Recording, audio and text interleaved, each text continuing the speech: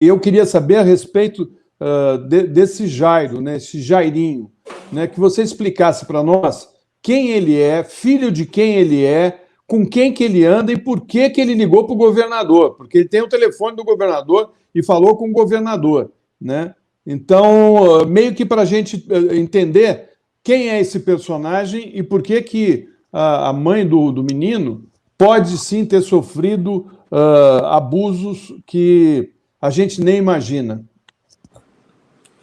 Essa é uma história profunda do Rio de Janeiro, né? Quando eu digo, eu já disse isso em vários lugares e aqui inclusive, né? Quando eu digo que a situação política do Rio de Janeiro ela é diferente de qualquer outro grande centro, eu não estou querendo puxar uma brasa, não estou querendo tornar isso aqui dramático, não é uma leitura política de roteiro de cinema, sabe, Florestan? Não é. Quando a gente fez a CPI, a gente começou a CPI...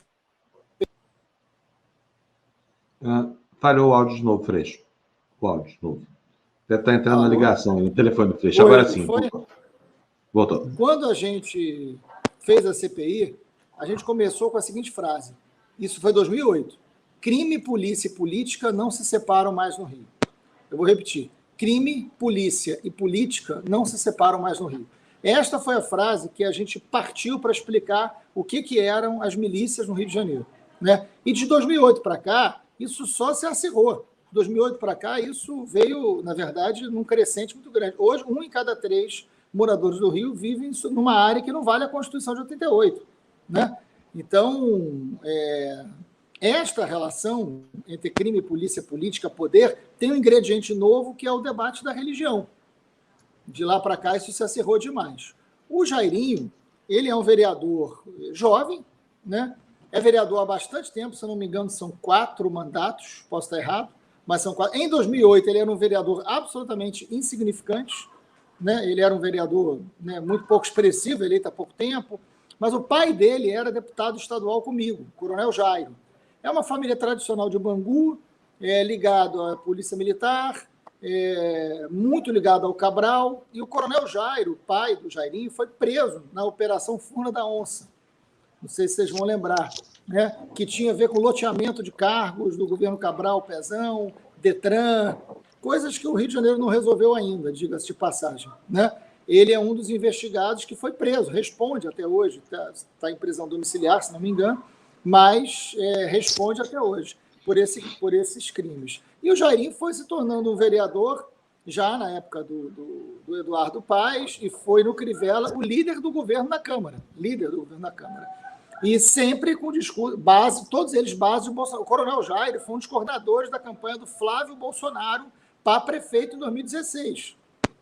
É muito importante a gente olhar para isso, porque quando você olha para o Rio de Janeiro, você vê o Jairinho, você vê a Flor de Lis, que a gente até esqueceu, né? Você vê a morte da Marielle, né? Então, assim, este Rio de Janeiro é um Rio de Janeiro que teve um deslocamento da política para o crime, que eu não estou falando só da corrupção, que aí é uma marca, né, registrada brasileira. Eu estou falando de um envolvimento com crime mesmo, com quadrilhas, com crime organizado, com crime armado, com morte, né? Esse é o deslocamento da política do Rio de Janeiro. O Jairinho é fruto disso, né? E se torna líder do governo porque ele era eficiente nesta política, que ele era uma boa expressão desta política, que envolve território, envolve crime, envolve violência, envolve, né, relações muito profundas de poder. E ele chegou a líder do governo. E é isso, aí, naquela barbaridade, né, o menino Henri, a primeira coisa que ele faz é ligar para o governador. Né? Tudo bem, o governador, vamos falar a verdade, o governador agiu bem no sentido de que não tem nada a ver com isso, óbvio, né?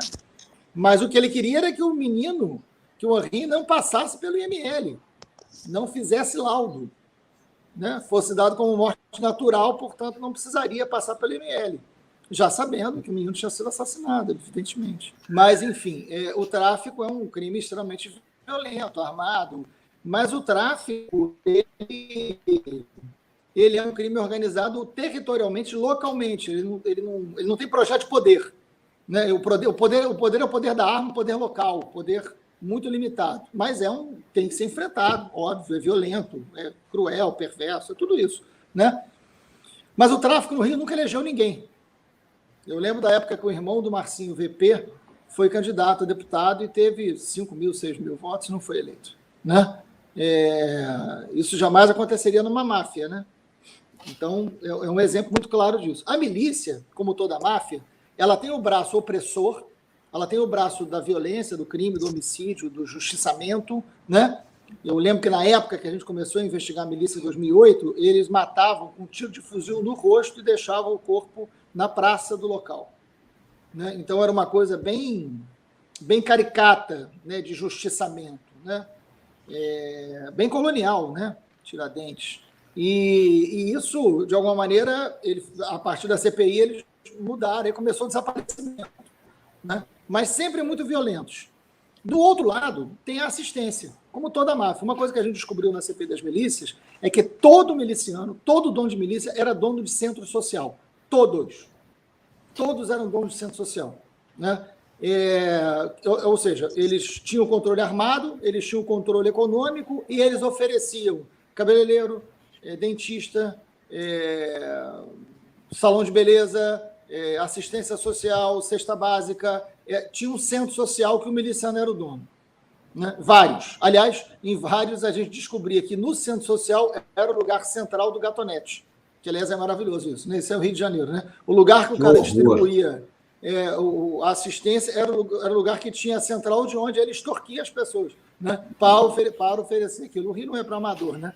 Mas, então, era um negócio realmente inacreditável. Então, é dono de centro social, tem projeto de poder. E a milícia, por exemplo, todas as facções, aí vale para São Paulo, vale para o Nordeste, vale para o Norte, todas as facções do tráfico nasceram dentro do cárcere, nasceram dentro da prisão, todas.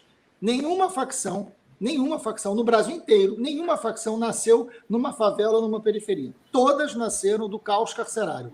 Todas nasceram como forma de se organizar dentro da prisão para sobreviver. Foi assim o PCC pós-Carandiru, foi assim as facções aqui no Rio de Janeiro, as 3 facções, todas nascem do cárcere. E do cárcere passam a dominar as ruas. A milícia não. A milícia nasce no Estado. Essa origem, esse DNA, diz muito, Fábio. A milícia nasce do Estado, a milícia nasce das forças de segurança que sempre foram a ponta do que a elite política precisou. A polícia do Rio, ela é violenta porque a política do Rio é violenta. A política do Rio, na sua relação com a periferia, na sua relação com o território, precisava de uma polícia assim. A polícia sempre foi muito... Gente, como é que surge a polícia? 1809, Intendência das Polícias Brasil Colonial, para proteger a família real dos escravos libertos no centro do Rio de Janeiro. O símbolo da polícia é o brasão, o ramo de cana, o ramo de café e 2 pistolas. Isso diz muito. Isso diz muito das suas funções. E aí a gente tem que debater qual é o modelo de polícia que a gente quer. Tem que fazer uma curva muito profunda, né? Porque nós não vamos propor uma sociedade sem polícia. Isso não está no... Pelo menos eu acho, né? Então, nós vamos ter que propor uma sociedade com qual polícia? E esse é um debate que a esquerda também nunca fez, nunca quis fazer, ou pelo menos um grande setor da esquerda, outro faz com muita responsabilidade, mas um grande setor não. Então, a gente precisa sair do lugar fácil, né? E fazer esse debate.